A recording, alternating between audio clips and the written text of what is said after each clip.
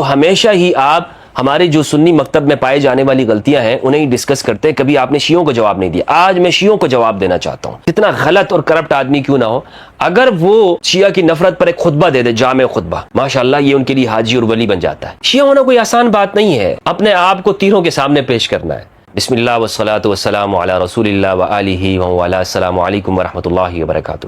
جو لوگ social media چلاتے ہیں, ٹک ٹاک, انسٹاگرام, فیس بک, یوٹیوب وغیرہ, انہیں اس بات سے اچھی طرح سے آگاہی ہے کہ انہوں نے دیکھا ہوگا کہ عام افراد آج کل وہ جو عام لوگ ہوتے ہیں وہ بھی اس طرح سے پوسٹنگ کرتے ہیں کہ جس میں خاص طور پر ہمارے اہل سنت کے لوگ کہ شیعہ نفرت آپ کو دکھائی دیتی ہے. آخر اس کی کیا وجہ ہے کہ ہمارے عام لوگوں میں بھی یہ نفرت پائی جاتی ہے؟ مجھ سے اکثر مطالبہ کیا جاتا ہے کہ آپ ان موضوعات پہ بات کرتے ہیں تو ہمیشہ ہی آپ ہمارے جو سنی مکتب میں پائے جانے والی غلطیاں ہیں انہیں ڈسکس کرتے ہیں. کبھی آپ نے شیعوں کو جواب نہیں دیا. آج میں شیعوں کو جواب دینا چاہتا ہوں. اس لیے میں نے اس ویڈیو کا جو عنوان رکھا ہے وہ یہی رکھا ہے, ریپلائی ٹو شیعہ, کہ شیعہ کو جواب کیسے دیں. میں آپ کو بتانا چاہتا ہوں کہ شیعہ کو آپ نے کیسے جواب دینا ہے. ضروری نہیں ہے کہ آپ کو کسی سے اختلاف ہو تو آپ نفرت کے ساتھ اس کو جواب دیں. کافر سے کم پہ بات نہ کریں. شیعہ کو آپ جواب نہ دیں. بالکل اگر آپ چاہتے ہیں کہ شیعہ کو جواب دیں تو اس کا کیا طریقہ ہے. ہمارے علماء اہل سنت جب بات کرتے ہیں تو جناب وہ یعنی اتہامات سے کم پہ بات نہیں کرتے. افسوس ان عقائد کو ان پہ چسپا کر دیتے ہیں کہ جو ان کی اصل کتابوں میں لکھا ہوا نہیں ہوتا, جو ان کے علماء نہیں کہتے. مثال کے طور پر کہتے ہیں جناب شیعہ لوگ, مجھ سے جب بھی کہا جاتا ہے نا کہ آپ ان کی بری باتوں کے اوپر, شیعوں کی غلط باتوں کے اوپر آپ رپلائی کریں, ان کا جواب دیں, تو میں سوال یہ کرتا ہوں, مثال کے طور پر میں یہ پوچھتا ہوں ان سے, یار اچھا آپ مجھے بتاؤ کہ میں ان کی کس بات کے اوپر رد کروں, شیعہ کے کس عقیدے کو غلط کہوں. تو وہ کہتے ہیں مثلا آپ کہیں کہ یہ جو ماتم کرتے ہیں, تو میں کہتا ہوں جناب یہ تو خود ان کے علماء منع کر رہے ہیں. اچھا جناب فلاں عالم نے یہ بات کر دی ہے, میں کہتا ہوں جناب اس کا جواب خود ان کے شیعہ کے 100 علماء نے جواب دے دیا, تو میری کیا ضرورت ہے. میں تو یہاں جو ہمارے اہل سنت کے اندر جو ناسبی ہیں ان کو کوئی جواب نہیں دے رہا ہوتا, تبھی میں ان کو جواب دے رہا ہوتا ہوں. مثلا اگر کوئی شخص, اگر یہ طارق مسعود صاحب جو یہ یزید کو خلیفہ برحق کہہ رہے ہیں, ان کو اگر وہ جواب دے دیتے ہیں ہمارے علماء اہل سنت, تو مجھے جواب دینے کی کیا ضرورت تھی. اگر کوئی یہ ناسبیوں کو, غامدی کو جواب دے دے تو مجھے جواب دینے کی کیا ضرورت ہے.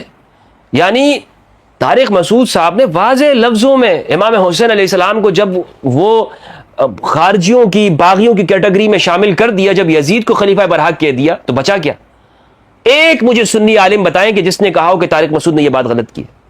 ایک سنی عالم بتائیں, اکابرین میں سے ہمارے نہیں, یہ مؤذن اور قاریوں کی میں بات نہیں کر رہا ہوں, کسی نے بات نہیں کی. سوشل میڈیا پہ کسی نے ان کے خلاف کوئی فتویٰ نہیں لگایا.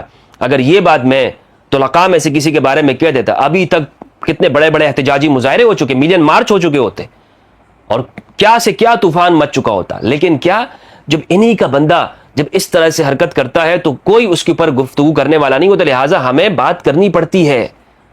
اگر اور بات کریں تو کوئی اس کی وجہ نہیں بنتی کہ میں بھی بات کروں.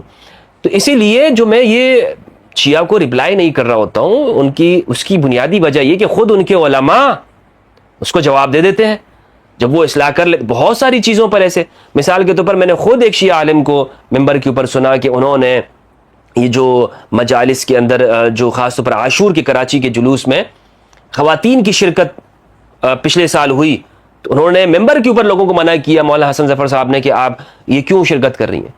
تو اب اس دفعہ ہم نے دیکھا کہ بہت کم تعداد تھی خواتین کی, تو ان کے علماء کرتے ہیں. بہرحال اور بھی علماء ہیں, جواد نقوی صاحب بات کرتے ہیں, مولانا عقیل غربی صاحب, برادر شہنشاہ حسین نقوی صاحب, یہ علماء گفتگو کر رہے ہیں ان موضوعات کے اوپر, اپنے مکتب کے اندر اصلاح کر رہے ہیں. اور بہت سارے علماء ہیں, انور نجفی صاحب ہو گئے, جو علماء ہیں اس موضوع کے اوپر اچھا کام کر رہے ہیں, اپنے مکتب کے اندر اصلاح کر رہے ہیں. تو لیکن آج میں بتانا چاہوں گا کہ آپ شیعہ کو جب جواب دیں تو کیسے جواب دیں. جواب دینے کا طریقہ کیا ہے؟ قرآن مجید نے کہا ادعو الی سبیل ربک بالحکمۃ والموعظۃ الحسنہ, کہ آپ جب اہل کتاب سے گفتگو کریں تو موعظہ حسنہ اور حکمت کے ساتھ بات کریں. اور جب حضرت موسیٰ اور ہارون علیہم السلام کو جب فرعون کے پاس بھیجا گیا تو فرعون کتنا بڑا دشمن تھا, خدائی کا دعویٰ کر بیٹھا تھا, تو قرآن مجید نے کیا کہا؟ اللہ رب العزت نے کیا ارشاد فرمایا؟ فقولا لہ قولا لینا, اس سے نرم بات کہنا. کتنا بڑا دشمن ہے وہ, لیکن نرم بات کہنا.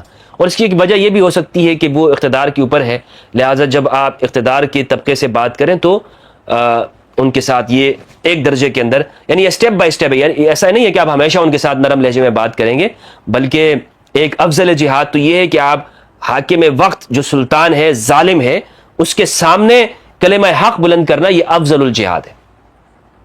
افضل الجہاد کلمۃ حق عند سلطان جائر، کہ ظالم بادشاہ کے سامنے جب آپ کلمہ حق بلند کرتے ہیں۔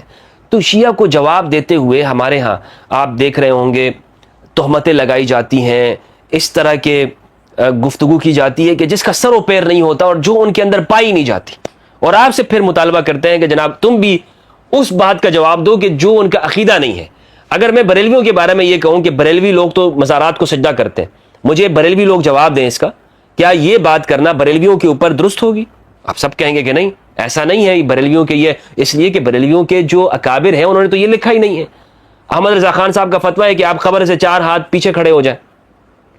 اسی طرح بریلویوں کو، یعنی جو ان کی کتابوں کے اندر ہے وہ ایسا نہیں ہے۔ دیوبندیوں کے اوپر جناب میں ایک ایسی بات چسپا کر کے رکھ دوں اور پھر کہوں کہ جناب سارے دیوبندی ایسے ہیں۔ تو ہم نے کیا کیا ہے، ہم اہل سنت نے، اکثریت نے یہ کیا، اتنی موٹی موٹی کتابیں لکھی ہیں ماشاءاللہ، اور اس میں وہ باتیں لکھی ہیں کہ جو ان کے یعنی ان کے کابرین نہیں لکھتے ہیں، وہ اس کو آن نہیں کرتے ہیں، تسلیم نہیں کرتے، اور عوام کے عمل کو یہ قرار دے دیا کہ جناب یہ ہے شیعیت، یہ ہے شیعیت کی کتابوں کے اوپر مثلا ذوالجناح کے ساتھ ان کا معمول اور وغیرہ وغیرہ اس طرح کی چیزیں۔ مجھے بہت ساری چیزیں ایسے علم نہیں ہیں، شیعہ کلچر سے میں واقف نہیں ہوں، لیکن ان کی طرف جو ہمارے علماء منسوب کر کے وہ کہتے ہیں تو ان کے علماء جو شیعہ کے علماء ہیں وہ اس چیز کو آن نہیں کر رہے ہوتے۔ مگر یہ سوال ایک پیدا ہوتا ہے، آخر یہ کیا وجہ ہے کہ ہمارے لوگ شیعہ کے بارے میں اس طرح سے یہ الزامات اور اتہامات لگاتے ہیں، اور ایک یعنی کتنا برا آدمی ہی کیوں نہ ہو، کتنا غلط اور کرپٹ آدمی کیوں نہ ہو، اگر وہ شیعہ کی نفرت پر ایک خطبہ دے دے، جامع خطبہ، ماشاءاللہ یہ ان کے لیے حاجی اور ولی بن جاتا ہے، حاجی اور ولی ماشاءاللہ۔ لیکن بہرحال اس طرح کی جو الزامات ہیں، تہمتیں ہیں اہل البیت علیہ السلام کے اوپر لگائی، بلکہ انہیں تو علاقہ بدر کیا گیا، ذبح کیا گیا، قتل کیا گیا، شہید کیا گیا ان کو۔ خود رسول اللہ صلی اللہ علیہ وآلہ وسلم کے اوپر آپ دیکھیں تہمتیں لگائی گئیں، الزامات لگائے گئے، اور آپ صلی اللہ علیہ وآلہ وسلم کو قریش کیوں نفرت کرتے تھے؟ قریش رسول اللہ صلی اللہ علیہ وآلہ وسلم کے قتل کے پیچھے رہی، کتنی مرتبہ قتل کرنے کی کوشش کی، اہل البیت کو شہید کیا گیا۔ تو ایک تسلسل ہے، اس لیے میں دیکھتا ہوں کہ جو شخص بھی اہل البیت کے جانب ہوتا ہے اسے ان چیزوں کا سامنا کرنا پڑتا ہے، اس پہ الزامات لگتے ہیں، اتہامات لگتے ہیں۔ شیعہ ہونا کوئی آسان بات نہیں ہے، اپنے آپ کو تیروں کے سامنے پیش کرنا ہے، اپنے آپ کو الزامات کے سامنے پیش کرنا، قتل، ارتداد کے فتوے، رافضیت کے فتوے، بہت بڑی بات ہے، بہت بڑی بات۔ شیعت صرف یہ نہیں ہے کہ ہم زبان سے کہیں کہ جناب میں علی اور حسین علیہ السلام کے ساتھ ہوں، یہ شیعت نہیں ہے، بہت بڑی بات ہے، اس کے لیے قربانی دینی پڑتی ہے۔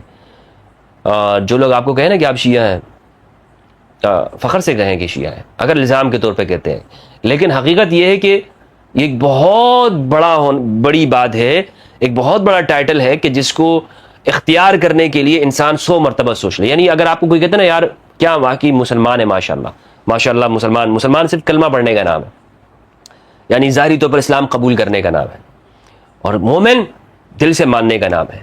لیکن اگر کوئی آپ کو کہتا ہے نا، یعنی کوئی آپ کو مسلم اور مومن کہتا ہے تو آپ فخر سے کہیں ہاں ماشاءاللہ، فوراً کہہ دیں میں مسلم اور مومن ہوں۔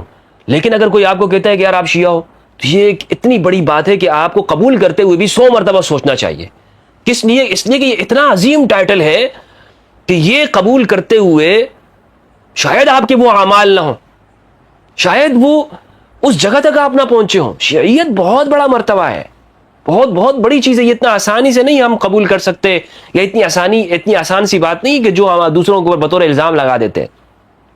کوشش یہ کی گئی نا کہ اہل البیت کے بعد کہ اس لفظ کو گالی بنا دیا جائے، یہ کوشش کرتے رہے، لیکن یہ اس میں کامیاب نہیں ہوں گے، اس لیے کہ یہ عظیم مقام اور مرتبہ ہے۔ ہیرے کا نام آپ کوئلہ رکھ دیں، رکھتے جائیں آپ، ہیرا ہیرا ہوتا ہے، وہ ہر جگہ پر پہچان میں آ جاتا ہے کہ یہ ہیرا ہے۔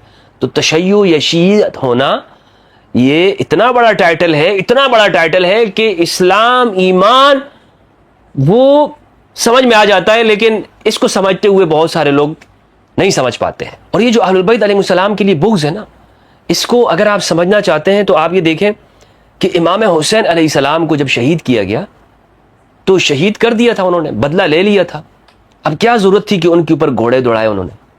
کیا ضرورت تھی؟ مثلا پانی بند کرنا، کیا ضرورت پڑی ان کو کہ وہ پانی بھی بند کر رہے ہیں، جسم کے اوپر گھوڑے بھی دوڑا رہے ہیں، جو مستورات ہیں، جو اہل بیت کی خواتین ہیں ان کے خیموں کو آگ لگائے رہے ہیں، اور ایک علاقے سے دوسرے علاقے پر ان کو باندھ کے لے جایا جا رہا ہے، بیڑیاں ڈالی گئیں. کیا یہ اس بغض کا اظہار تھا اصل میں؟ یعنی رسول صلی اللہ علیہ وآلہ وسلم کے خلاف انہوں نے بغض کا اظہار کیا. قریش نے ساری زندگی کوشش کی کہ قتل کریں، شہید کر دیں، ناکام رہے. تو وہ بدلہ انہوں نے علی سے لے لیا، وہ بدلہ انہوں نے اہل بیت سے لے لیا. تو یہ بدلہ تھا، وہ بغض جو انہوں نے رسول سے لیا.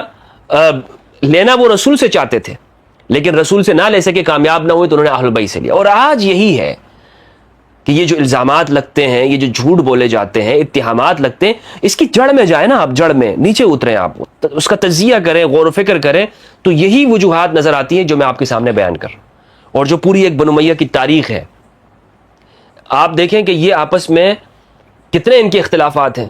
دیوبندی بریلوی کو کافر کہتا ہے، مطلب وہ ان کو بدعتی کہتے ہیں، بریلوی دیوبندیوں کو کہتے ہیں، اہل حدیث اس طرح.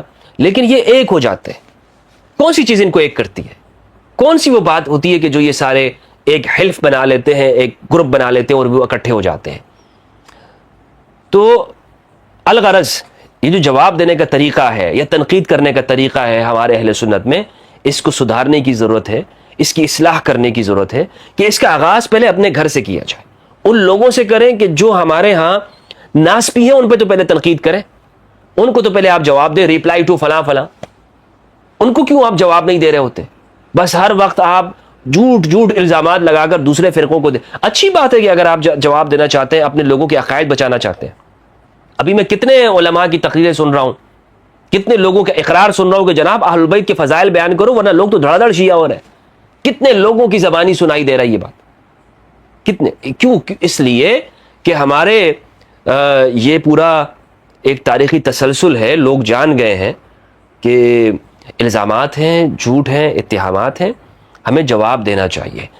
اور جواب دینے کا اچھا اور درست طریقہ یہ ہے کہ ہم ان کی کتابوں کا مطالعہ کریں، اور ان کی کتابوں میں جا کر، مثال کے طور پر اگر وہ صحابہ کے بارے میں گفتگو کر رہے ہیں تو وہاں سے ہم ان کے دلائل کا جواب دیں، اور قرآن مجید کو ہم مقدم رکھیں. حضرت ابوبکر رضی اللہ عنہ السابقون الاولون میں سے ہیں. قرآن مجید کی آیت ہے السابقون الاولون کے حوالے سے. لہٰذا حضرت ابوبکر کے حوالے سے اگر ہم اتنی بات، تو شیعہ بھی اس کو مانتے ہیں کہ جناب وہ ان لوگوں میں سے ہیں کہ جنہوں نے اسلام پہلے قبول کیا. تو اب آپ خود سوچیں، اگر ہم یہ فکر ان کو دے دیں کہ جناب وہ شخص کہ جو اول زمانے کے اندر اسلام قبول کیا، اور ایسے وقت میں کہ جب اسلام کے بظاہر کوئی سپر پاور نہیں ہے، طاقت نہیں ہے، مشکل کی گھڑی میں، کس بات نے انہیں اس بات پہ مجبور کیا کہ وہ کلمہ پڑھ رہے ہیں؟ حضرت ابوبکر کا مقدمہ آپ نے اگر پیش کر رہے ہیں تو صحیح طریقے پر تو پیش کریں. آپ حضرت ابوبکر رضی اللہ عنہ کے بارے میں جب جواب دے رہے ہوتے ہیں شیعہ کو، تو آپ اپنی کتابوں سے ہی ہاتھ اٹھا لیتے ہیں. یہ رویہ آپ کو یقین جانے کہ جو آپ کا اپنا شخص ہے وہ آپ سے متنفر ہو جائے گا. یعنی یہ بات تسلیم کرتے ہوئے کہ امام علی علیہ السلام نے حضرت ابوبکر سے کہا کہ یہ ہمارا حق ہے، ہم سے چھینا گیا. بخاری میں موجود ہے، سیدہ ناراض ہو گئی، بخاری کے اندر موجود ہے. آپ اس کی تعویلات کرتے رہتے ہیں، اور ایسی تعویلات کرتے ہیں جو صدیوں سے ہمارے علماء نے اس کو قبول نہیں کیا.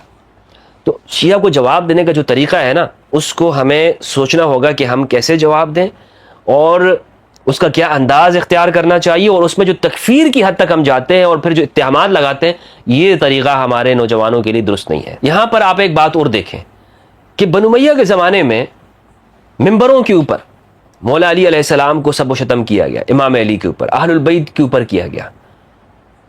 آخر یہ کیا وجہ تھی؟ میں نے آپ کو بتایا کہ بغض ہے. بڑے سے بڑا مخالف آپ اس زمانے میں دیکھیں کہ جس کو اپنے مخالف کے اوپر اقتدار حاصل ہو جائے، وہ اقتدار میں آ جائے. کیا آپ تاریخ تو پڑھیں، کیا آپ نے اس کو دیکھا ہے کہ وہ مخالف کے اوپر جمعے کے خطبے میں لعنت کرتا ہے؟ آپ کو ایک نظر نہیں آئے گا. ملحدین کی تاریخ آپ دیکھیں. مارکسزم وہ دنیا کے اندر آیا، رشیا کے اندر، چائنا کے اندر. وہ ان کی جو رقابت اور دشمنی ہے، جو لوگ اقتصادیات پڑھتے ہیں ان کو وہ اس سے اچھی طرح سے واقف ہے کہ جو سوشلسٹ ہے ان کی جو کیپٹلسٹوں کے ساتھ جو رقابت ہے نا وہ شیعہ سنی سے بڑھ کر ہے. ابھی بھی جنگ ہو رہی ہے، یہ جو یوکرین کے اندر ہو رہی ہے پورا یورپ کی کس چیز کی ہے؟ یہ سوشلزم کی اور کیپٹلزم کی جنگ ہے.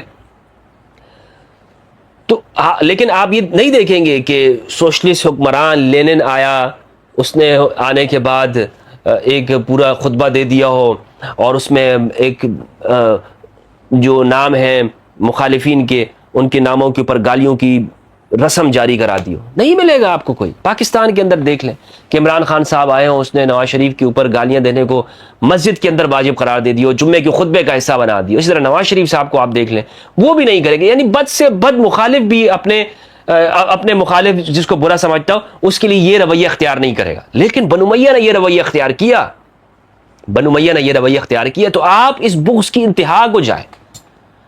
تو اس نے آج انڈے بچے دیے، اس بغض نے، جو یہاں تک نیچے آئے ہیں کہ تکفیریت کی شکل میں جنم لیا اس نے، اور لوگ پھر وہ جھوٹ اور اتہامات کی شکل میں شیعت کو داغدار بنایا گیا. اور اس میں پھر کچھ نادان شیعوں کا بھی کردار رہے کہ انہوں نے پھر اس کو قبول کیا اور وہ پھر اسی کے اندر لگ گئے اور انہوں نے دشنام ترازیاں کی صحابہ کے اوپر. میں ایسا نہیں کہتا ہوں کہ نہیں، شیعوں کے اندر ایسے لوگ نہیں ہیں. یاسر الحبیب کی مثال آپ دیکھ لیں. یاسر حبیب صاحب وہ ان کے آپ جو فدق قنات فدق ہے آغاز ہی اسی سے کرتے ہیں. لیکن جو معتدل علماء ہیں، جو ان کے علماء جو کتاب سے تعلق رکھتے ہیں، وہ ایسا کام نہیں کرتے. تنقید ضرور کر رہے ہوتے ہیں لیکن سب و شتم دشنام ترازیاں یہ ان کے اندر قبول نہیں ہوتا. تو اس بات کا ہمیں خیال رکھنا چاہیے کہ شیعہ کو رپلائی کیسے کرنا ہے اور اس کا کیا طریقہ ہونا چاہیے، اعتدال ہم نے کیوں اپنانا ہے. والسلام علیکم ورحمۃ اللہ وبرکاتہ.